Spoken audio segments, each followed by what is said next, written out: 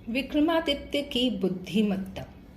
एक बार दो शिक्षित व्यक्ति राजा विक्रमादित्य के दरबार में आए।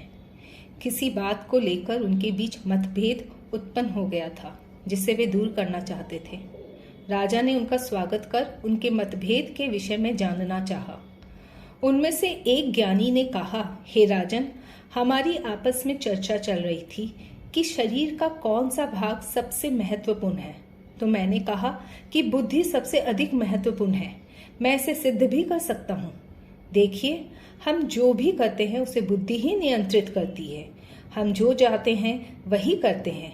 इसीलिए मैं कहता हूँ कि बुद्धि ही हमारे शरीर को नियंत्रित करती है।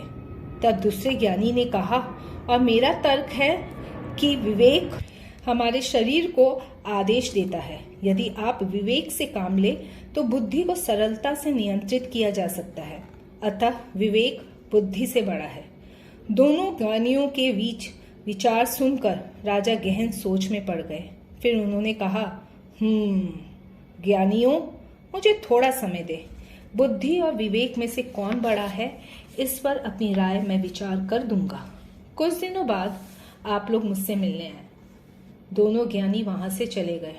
इधर विक्रमादित्य विचारने लगे कि हालांकि बुद्धि ही मानव की प्रेरक शक्ति है, किंतु किसी कार्य को करने के लिए विवेक अधिक महत्वपूर्ण है। इसका सही उत्तर जानने के लिए उन्होंने एक आम नागरिक बनने का निर्णय किया। अपना रूप बदलकर छद्म वेश में वे राज्य में निकल पड़े।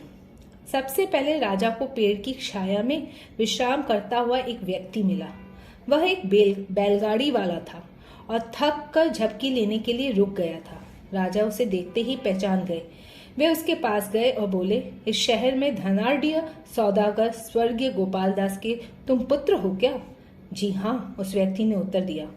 राजा ने अपनी बात आगे कही, तुम्हारे पिता ने तो मेरी जानकारी में अपनी संपूर्ण संपत्ति तुम्हारे और तुम्हारे भाई के बीच बांट दी थी। उनकी इतनी संपत्ति थी कि तुम दोनों 2 पीढ़ियों तक निश्चिंत होकर रह सकते थे। फिर तुम बैलगाड़ी क्यों चला रहे हो? उस व्यक्ति ने राजा को ऊपर से नीचे तक देखा और पूछा, आप जो कह रहे हैं वह तो सही है, किंतु मैंने आपको नहीं पहचाना श्रीमान। राजा ने कहा, तुम मुझे नहीं जानते हो, किंतु मैं तुम्हें जानता हूँ। मैं तुम्हारे पिताजी का प्रिय मित्र था। दूर शहर में रहने के कारण तुम्हारे घर नहीं आया। तुम्हारे और तुम्हारे पिता के विषय में मुझे मेरे और तुम्हारे पिता के अन्य मित्रों से सूचना मिली थी। उस व्यक्ति ने कहा, श्रीमान, आप ठीक ही कहते हैं। पीढ़ियों तक सुचारू रूप से जीवन यापन के लिए मेरे पास प्रचुर धन था। अपने बुरे कर्मों के कारण मैंने सारा धन गंवा दिया। विक्रमादित्य ने पूछा, ओह, यह तो बहुत दुख की बात है। अच्छा, तुम्हारे भाई सारंगी दास का क्या हाल है? उस व्यक्ति ने कहा, ओह श्रीमान, वह बिल्कुल ठीक है। उसने बड़ी ही बुद्धिमत्ता से अपने धन को कई व्यापारों में लगाया और अब फल फूल रहा है। मैंने सारे धन गंवा दिए। अपने पुरखों की जायदाद मुझे बेचनी पड़ी और अब मैं यहाँ जीविकोपार्जन कर रहा हूँ। विक्रमादित्य ने फिर पूछा, किस कारण तुम्हें अपनी जायदाद बेचकर यहाँ आना पड़ा? वह बोला, पिताजी की मृत्यु के पश्चात मैं कुसंगति में पड़ गया। मुझे जुए की लत लग गई और एक समय ऐसा आया कि मैं कंगाल हो गया। भाई ने मुझे सही सलाह भी दी, पर मैंने उसकी बात नहीं मानी। मैं इसी जीवन के योग्य हूँ श्रीमान। विक्रमादित्य सोचने लगे, बुद्धि उस पर हावी हो गई और उसे कुसंगति में डाल दी। उसने सारा धन गंवा दिया और अब विवेक उसे नियंत्रित कर रहा है। इसीलिए वह बुद्धिमत्ता पूर्वक कठिन परिश्रम से समुचित जीविका उपार्जन कर रहा है। उन ज्ञानियों की शंका का समाधान राजा को मिल गया था।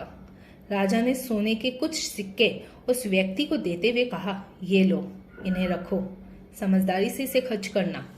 उस व्यक्ति ने आश्चर्यपूर्वक विक्रमादित्य से पूछा, श्रीमान, आप मुझे इतने सिक्के भला क्यों कर दे रहे हैं? आप हैं कौन? विक्रमादित्य ने उत्तर दिया, मैं उज्जैन का राजा हूँ। उस व्यक्ति ने हृदय से राजा को धन्यवाद दिया और राजा वापस अपने महल लौट आए। उन्होंने उन ज्ञानियों को बुलवाया और कहा, मुझे आपके प्रश्न का उत्तर मिल गया है। देखिए, हमारी बुद्धि घोड़े की तरह है और विवेक सारथी है। यदि आप घोड़े को अनियंत्रित छोड़ दे तो वह कहीं भी चला जाएगा।